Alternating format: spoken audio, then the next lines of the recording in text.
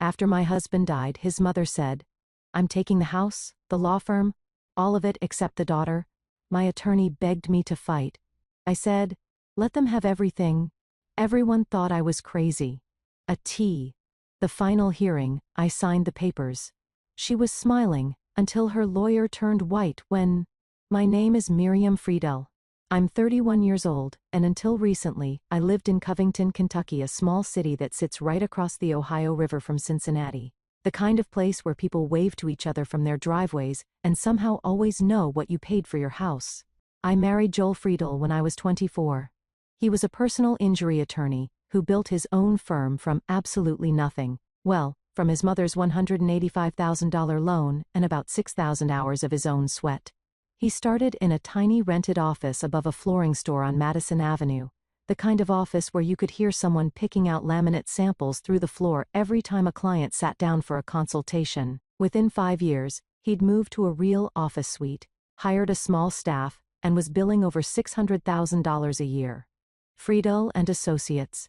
His name was on the door, and his mother never let anyone forget who paid for that door. Joel died on a Thursday evening, March 6th, cardiac arrest.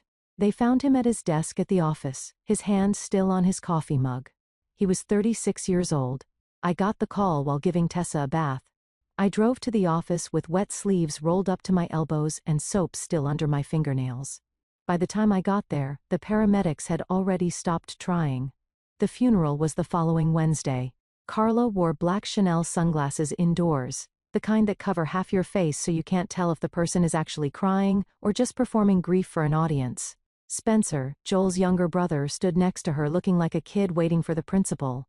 He was 29, had never held a job for more than 5 months, and lived in Carla's guest house in Burlington, where his primary responsibilities were sleeping until noon and ordering things off the internet with her credit card. You need to understand something about Carla. She wasn't some helpless old woman. She'd owned 4 dry cleaning stores across northern Kentucky, built them up herself after her divorce from Joel's father. She knew business, she knew numbers. Or at least she thought she did. The dry cleaning world runs on simple math. Clothes come in dirty, clothes go out clean, cash goes in the register. She applied that same logic to everything, including a law firm she'd never set foot inside professionally. To Carla, Joel's practice was just another store, except instead of pressing shirts, you pressed lawsuits. And instead of quarters in the machine, you had $600,000 a year rolling through the books. She also treated me from the very first Thanksgiving like I was a temporary inconvenience Joel would eventually outgrow. I'd been a legal secretary when we met. Not glamorous, not rich, not from the right family. Carla once introduced me to her friends as Joel's first wife, while Joel and I were still very much married and standing right there. So when she showed up in my kitchen that Monday morning, 11 days after the funeral, I shouldn't have been surprised, but grief does something to your reflexes. It makes you slow. You stand there absorbing punches you'd normally see coming from across the room. Carla walked in wearing a gray blazer.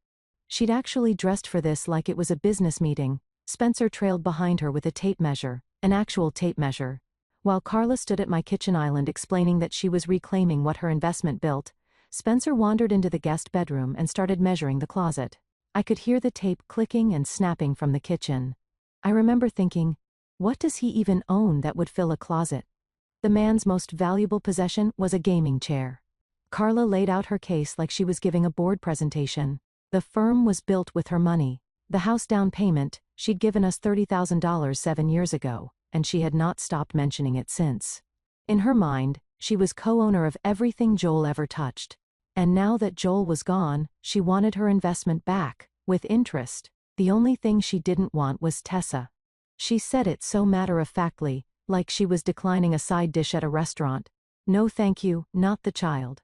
Just the assets, please. I stood there holding a cup of coffee that had gone cold 20 minutes ago and said nothing. Not because I agreed, because my brain couldn't process losing my husband and being robbed in the same month. 2 days later, a certified letter arrived. Axel Mendler, attorney at law. Carla had filed a formal contest of Joel's will and a creditor's claim against his estate for her $185,000 loan. This wasn't kitchen table talk anymore. This was a legal attack, and she'd launched it before Joel's flowers had even wilted on the grave. Before we continue, please subscribe and tell me in the comments where you're watching from and what time it is there. I read every single one. Thank you so much for your support. Now, where were we? Right. Carla had gone from kitchen threats to courtroom filings in 48 hours, and I was still sleeping in a bed that smelled like my dead husband's cologne, trying to figure out how to explain to a 4-year-old why Daddy wasn't coming home. Axel Mendler was no amateur. He filed the will contest on solid enough grounds, arguing that Carla's $185,000 loan constituted an investment in the firm, giving her a claim to its value. He also filed a separate creditor's claim for the loan itself, 2 legal fronts at once. Carla was spending $350 an hour on this man, and she wanted results fast, but Carla wasn't content to wait for the legal system. She decided to start managing her new empire immediately. The week after filing, she drove to Joel's office, Friedel & Associates, a second-floor suite on Scott Boulevard, walked in like she owned the place, and started introducing herself to the staff. There were only 4 employees, 2 paralegals, 1 receptionist, and Gail Horvath, the bookkeeper who'd been with Joel for 6 years. Carla told them all she was assuming oversight of operations, and that changes were coming. She told Gail to print out the firm's revenue reports for the last 3 years. Gail printed them. Carla looked at the top line, $620,000 in annual billings, nodded like she'd just confirmed what she already knew, and left. She never asked for the expense reports. She never asked about debts. She never opened a single folder that wasn't labeled income. It's like checking your bank balance, but only looking at deposits and deciding you're a millionaire. Then she started calling Joel's clients. One by one, she tracked down their numbers and called to introduce herself as the person who'd be overseeing the transition. She had no legal authority to do this. She had no law license. She didn't even know what half of Joel's cases involved, but Carla believed that confidence was the same thing as competence, and she had confidence to spare. Most of Joel's clients, understandably alarmed by a phone call from their dead lawyer's mother, transferred to other firms within days. Carla was systematically destroying the revenue stream of the very business she was fighting to own. It was like watching someone set fire to a house while arguing with the insurance company about how much the house was worth. Then Spencer happened. A week after Carla's office visit, Spencer pulled up to my house in Carla's Buick Enclave with 2 duffel bags, a PlayStation, and a large bag of barbecue chips. He walked to the front door and announced that he was moving into the guest bedroom because, and I quote, "Mom said it's basically ours now anyway." He did not bring sheets, a pillow, or a single change of professional clothing. He brought a gaming console and snacks. I told him to leave. He refused. I called the Covington police. 2 officers arrived, confirmed that the house was in Joel's name and I was the surviving spouse, and escorted Spencer back to the Buick. He left the chips on my porch. I threw them away. That night, Carla called me. Her voice hit a pitch I didn't know human vocal cords could produce, somewhere between a smoke alarm and an opera singer warming up for a death scene. She told me I was heartless, cruel, and that Joel would be disgusted with me for throwing his brother onto the street. I reminded her that Spencer lived in her guest house and had his own bedroom there. She hung up on me. Meanwhile, my own people were losing faith in me. My mom drove up from Lexington that weekend, sat at my kitchen table, the same table where Carla had laid out her hostile takeover plan, and said, "Honey, you have got to fight this." My best friend Shannon called every night saying the same thing. Get a lawyer. Get a shark. Don't let this woman steamroll you. So I hired Lyra Schmidt. She came recommended by a colleague of Joel's, a German-American woman in her mid-50s with silver-streaked hair, and the kind of calm, precise energy that made you feel like everything might actually be okay. Lyra had handled estate disputes for 20 years. She reviewed Carla's filings in about 40 minutes and told me it was beatable. The loan had no partnership agreement, no formal terms, nothing in writing that gave Carla equity in the firm. The will was clean and properly executed. Lyra said, "We fight, we win," and Carla goes home with nothing but a lesson in contract law. I told Lyra I needed a few days to think. That night, after Tessa was asleep, I drove to Joel's office. It was almost 9. The building was dark except for the exit signs glowing green in the stairwell. I unlocked Joel's private office with the spare key I'd always kept on my keychain and sat down at his desk. It still smelled like him. coffee and that sandalwood aftershave he'd used since college. I opened the bottom drawer, the deep one, where he kept files he didn't want anyone else touching. Behind a stack of old case folders, I found a sealed manila envelope. My name was written on the front in Joel's handwriting. Not Miriam Friedel, just Miriam. With a small heart drawn next to it like we were still passing notes in high school. I opened it. I read what was inside, and I sat in that dark office for almost an hour without moving, without breathing hard, without crying. For the first time since March 6th, my mind was completely clear. The next morning, I called Lyra. My voice was different. I could hear it myself, steady, calm, like something had clicked into place behind my eyes. I said, "Lyra, I've changed my mind. I don't want to fight. I want to give Carla everything she's asking for. Everything." Lyra didn't say a word for about 10 seconds. And for a woman who bills by the hour, 10 seconds of silence is practically a medical event. I need to tell you what was in that envelope, because this is where the story changes direction. And if you don't understand what Joel did in the last months of his life, nothing that comes next will make sense. 8 months before he died, Joel was diagnosed with a serious heart condition. He'd been having episodes, shortness of breath during routine things like climbing stairs, chest tightness that came and went, a strange fatigue that sleep didn't fix. He finally went to a cardiologist in Cincinnati, a specialist at one of the big hospital systems across the river. The diagnosis was bad, not immediately fatal, but the kind of bad where your doctor uses phrases like progressive and long-term management, while looking at you like they're sorry they went to medical school. Joel told me he did not tell his mother, his brother, or anyone else. You need to understand something about Joel. He was a personal injury lawyer. He spent his entire career looking at how people's lives fell apart. Because someone didn't plan, someone cut corners, someone assumed everything would be fine. He was not going to let that happen to his family. So over those 8 months, while he was still going to the office every day, still wearing his good suits, still telling his mother about his big cases at Sunday dinner, he was quietly, methodically arranging the pieces. The envelope contained 3 things. First, a letter, handwritten, dated 5 weeks before he died. It wasn't a financial document. It was a letter from my husband to me. He wrote about Tessa, how she'd started calling butterflies flutter bees, and he never wanted to correct her. He wrote about our kitchen, how the morning light came through the window, over the sink, and hit the counter at exactly the angle that made everything look golden.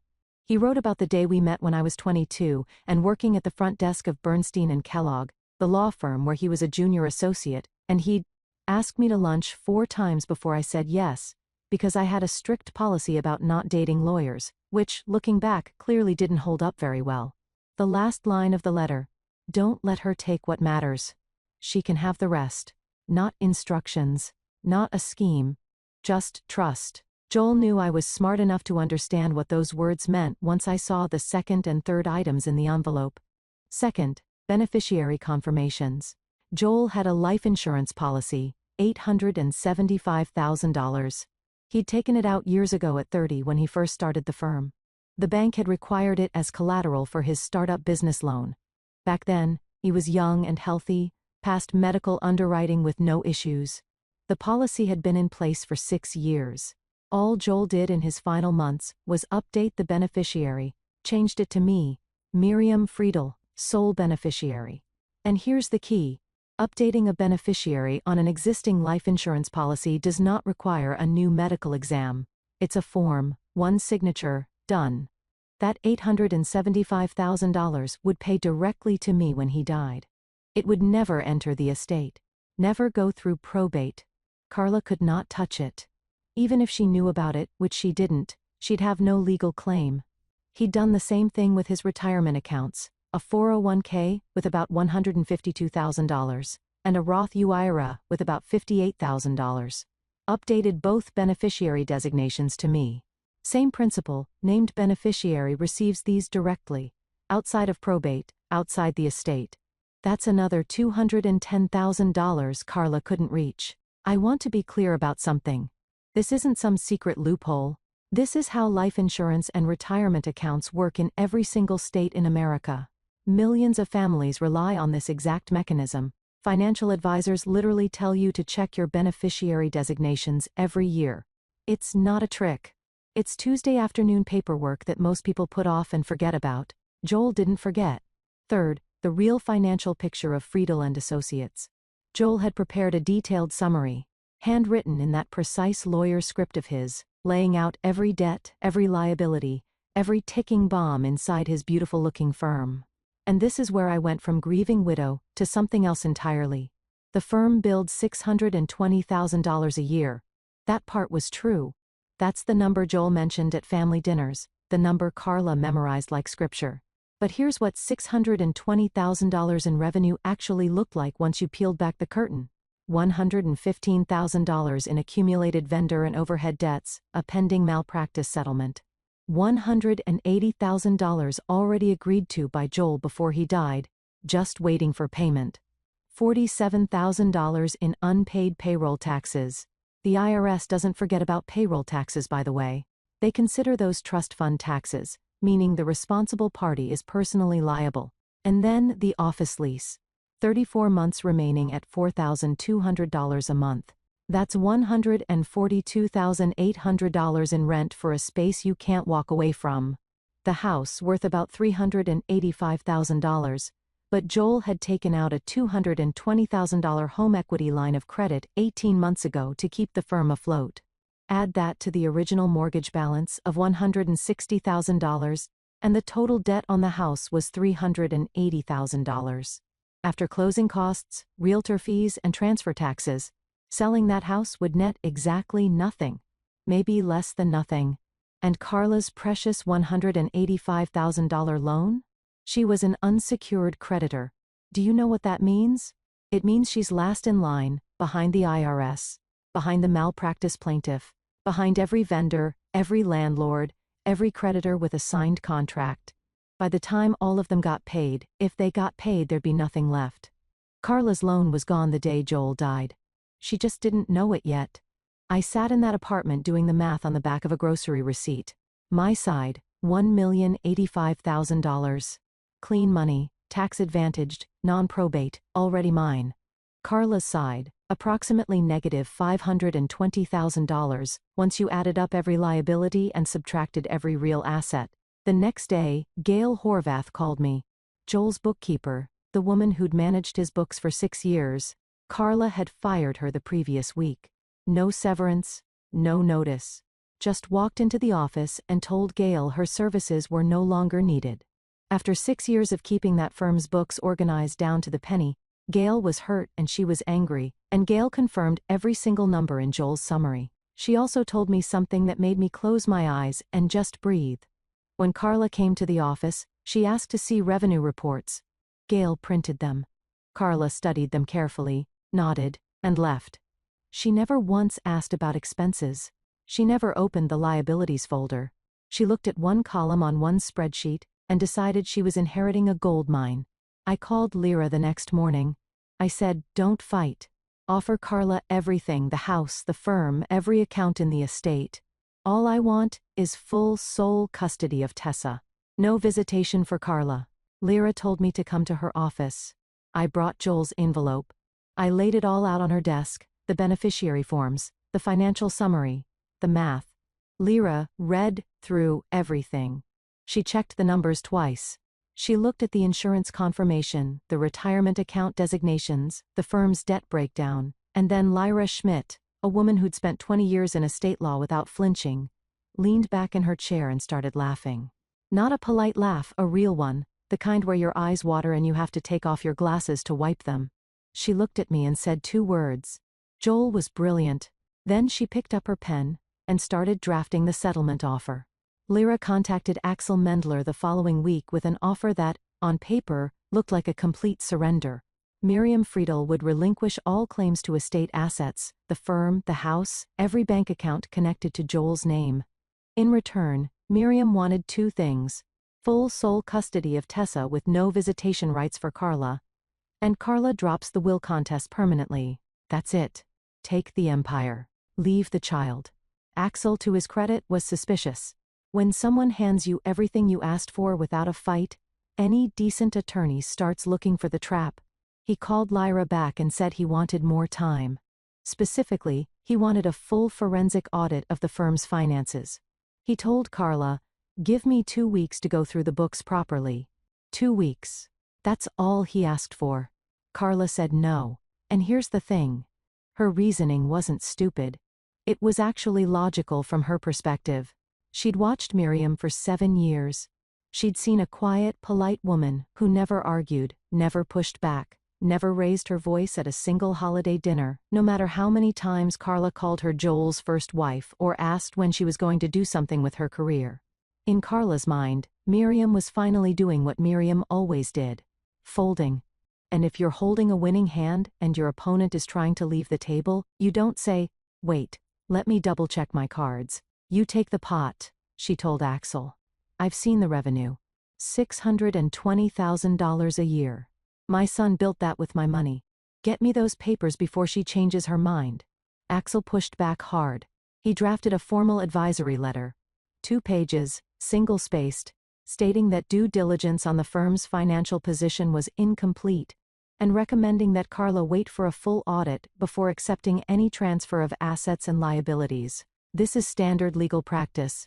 Attorneys do this to protect themselves, and Axel was protecting himself beautifully. Carla read the letter, signed the waiver at the bottom, acknowledging that she was proceeding against counsel's recommendation, and told Axel to schedule the signing.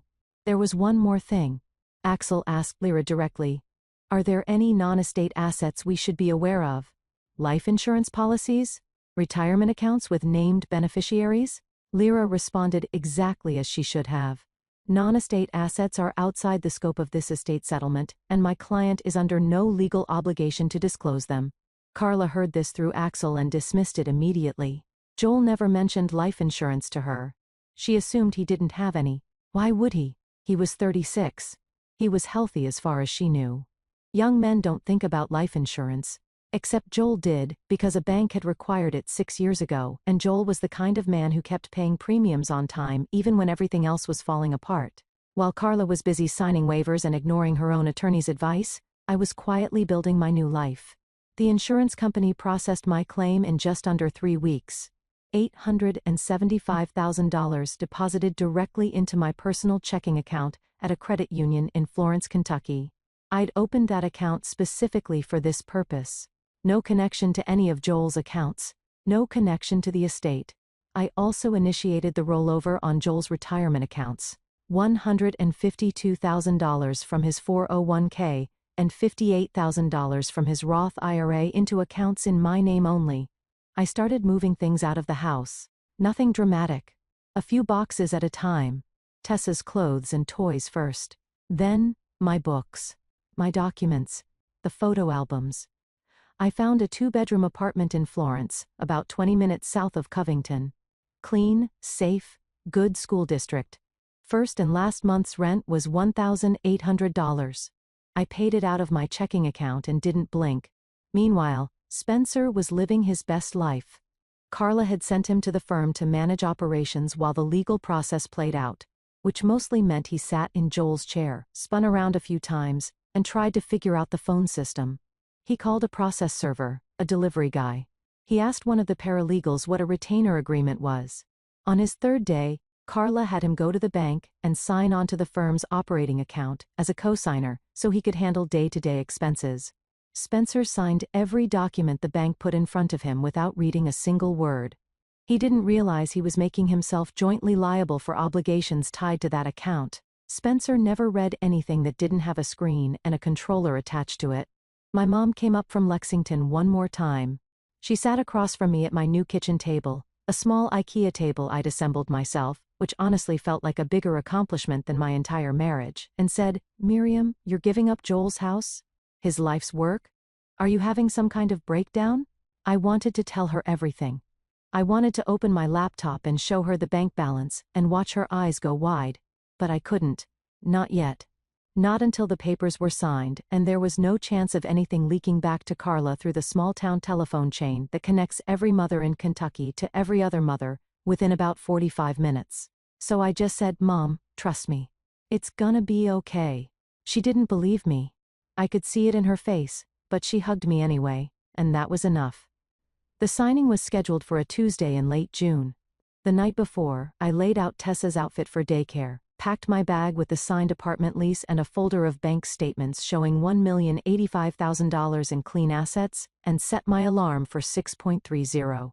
I climbed into bed, pulled the covers up and fell asleep in under 5 minutes. First time that had happened since March 6. Axel Mendler's office was on the 3rd floor of a brick building on Pike Street in downtown Covington. Conference room with beige walls, industrial carpet, and a coffee machine that produced something technically brown and technically warm, but only theoretically coffee. I arrived at 9:15 with Lyra. We took the 2 chairs on the left side of the table and waited. Carla walked in at 9:20 with Spencer and Axel.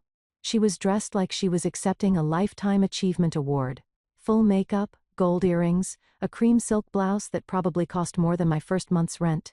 Spencer wore a new navy blazer. I noticed the price tag was still tucked inside the collar, hanging against the back of his neck like a little white flag. Nobody told him. I certainly wasn't going to. The documents were straightforward. I, Miriam Friedel, hereby transfer all claims to the estate assets of Joel Friedel, including but not limited to the law practice known as Friedel, and Associates, the residential property and all associated financial accounts, to Carla Friedel, who accepts said assets along with all associated liabilities. In exchange, Carla relinquishes all claims regarding custody of Tessa Friedel, and I receive full sole custody with no visitation rights for Carla or Spencer. Lyra made one quiet statement before I signed. For the record, my client is signing voluntarily and wishes to confirm that the opposing party has reviewed and accepted the estate inclusive of all disclosed liabilities. Axel confirmed. Carla didn't even look up. She was already reaching for her pen. I signed. Carla signed. Spencer sat there grinning like he'd just been promoted to CEO of something. The whole thing took 8 minutes, fastest 8 minutes of my life. And I once ran a half-mile in high school gym class to avoid getting a B in physical education. As I stood to leave, Carla couldn't resist.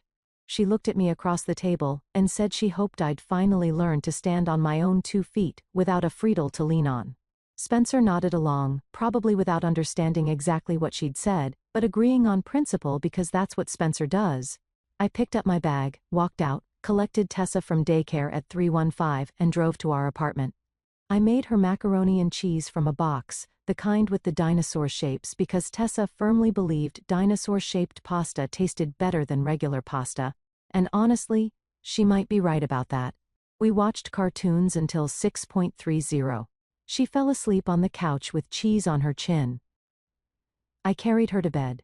Then I sat on my kitchen floor with my back against the cabinet and just breathed. It was the most peaceful evening I'd had since Joel died. 3 weeks later, Carla Friedel walked into Friedel and Associates as its legal owner and began running her new empire. I wasn't there to see it, but in a town like Covington, you don't need to be.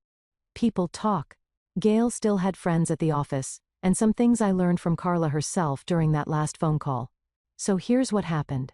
Day 1, she opened a stack of mail that had been accumulating on Joel's desk, envelopes she'd walked past a dozen times without bothering to open. The 3rd envelope was from the Internal Revenue Service. Notice of unpaid payroll taxes, $47,000, penalties accruing monthly. Day 3, a phone call from an attorney in Cincinnati representing the plaintiff in a malpractice suit against Joel. The settlement had been agreed upon before Joel's death, $180,000, payment was overdue. The attorney was very polite and very firm. Day 5, the building landlord called about the office lease, 34 months remaining. Carla needed to sign a personal guarantee to assume the lease in her name or vacate within 60 days. Carla signed the guarantee. She didn't hesitate because in her mind, the firm made $620,000 a year, and $4,200 a month in rent was nothing. She just committed herself personally to $142,800 in future payments. Day 8, Carla finally tried to open Joel's QuickBooks file. Without Gail Horvath, it was chaos. 6 years of categorized entries that made perfect sense to Gail, and absolutely none to anyone else. Carla hired a temp accountant from a staffing agency. The woman sat down, spent 4 hours clicking through files, and then turned to Carla with the expression of someone who just opened a door expecting a closet, and found a staircase going straight down. She said, "Ma'am, are you aware there are over $115,000 in outstanding vendor invoices here? some of them dating back 14 months. Day 10, Gail Horvath filed a formal employment claim for wrongful termination without notice or severance. 6 years of service, estimated claim, $20,000. Carla called Axel Mendler that night. I don't know exactly what she said, but I can imagine the pitch of her voice, that tea kettle frequency I'd come to know so well. Axel pulled up his files. He read her his own advisory letter back to her. He reminded her about the waiver she'd signed. He said, "I recommended a full audit. You declined. I have documentation." Then Carla called me. I saw her name on my phone screen glowing in the dark of my bedroom. I watched it ring 4 times. Then I set the phone face down on my nightstand and went back to sleep. Carla hired a new attorney, a woman named Betsy Polk out of a firm in Cincinnati. Someone with no connection to the case, fresh eyes, sharp reputation. Carla told her the whole story. She said she'd been deceived, manipulated, tricked into accepting a worthless estate by her scheming daughter-in-law. Betsy reviewed everything: the settlement agreement, the signed waiver, Axel's advisory letter, the estate filings that Lyra had prepared and disclosed before the signing. Every liability had been listed. Every debt was in the paperwork. Nothing was hidden. Nothing was fabricated. Miriam hadn't lied about a single thing. She simply hadn't volunteered information about assets that were legally hers and legally outside the estate. Betsy reviewed everything, and from what I heard later, told Carla the truth in terms that left no room for hope. She was represented by competent counsel. She was advised to wait for a full audit. She refused. She signed a waiver. The settlement was voluntary, mutual, and documented. No fraud. No case. Apparently, the exact words were, "What you have is not a legal claim. What you have is a very expensive lesson." Carla tried to sell the house. Her realtor ran the numbers and delivered the news at her own kitchen table. After paying off the mortgage, the HELOC, closing costs, and agent commission, Carla would owe approximately $11,000 at closing. The house wasn't an asset. It was an exit fee. The IRS didn't care about Carla's feelings. Payroll tax penalties kept accruing. Carla began dipping into her personal savings, money she'd spent 30 years accumulating from her dry cleaning stores. She sold the Burlington location first, then the one in Erlanger. 2 stores gone in 2 months, and she still wasn't close to covering the firm's total liabilities. Spencer, who had been playing managing partner for exactly 19 days before the walls caved in, suddenly remembered he had somewhere else to be. He tried to remove himself as CO signer on the firm's operating account. The bank informed him that his signature created joint liability for certain obligations processed through that account, including a vendor payment plan that Carla had set up using the account after the transfer. Spencer hired his own lawyer, a 29-year-old man, whose mother had been paying his cell phone bill for the last 6 years, hired an attorney to sue that same mother, claiming she'd coerced him into signing bank documents he didn't understand. His case went nowhere. He'd signed voluntarily as an adult with no documentation of duress. But the lawsuit itself, Spencer Friedel versus Carla Friedel, was real, filed in Kenton County, case number and everything. Mother and son, the inseparable team who'd stood in my kitchen measuring rooms and making plans, were now paying separate attorneys to argue against each other. I honestly couldn't have written a better ending if I'd tried. And believe me, during those long nights in my apartment while Tessa slept, I'd imagined quite a few. The last time Carla called me, I answered. She was crying, not the performative grief I'd seen at Joel's funeral. Real tears, the messy kind. The kind you can hear through a phone. She said she was losing everything. She said she didn't know. She said she needed help. I listened. I didn't interrupt. And when she finished, I said, "Carla, you stood in my kitchen and told me you wanted everything except my daughter. Do you remember that? You said you didn't sign up for someone else's child. You wanted the house, the firm, every single dollar. And I gave you exactly what you asked for, every single piece of it." Then, I hung up. And I went back to helping Tessa glue macaroni onto a piece of construction paper, because she decided she was making a portrait of a horse, and she needed more noodles for the main. That night, after Tessa was in bed, I sat at my little IKEA table, the one I'd assembled myself with a YouTube tutorial and a butter knife because I couldn't find the Allen wrench, and opened my laptop.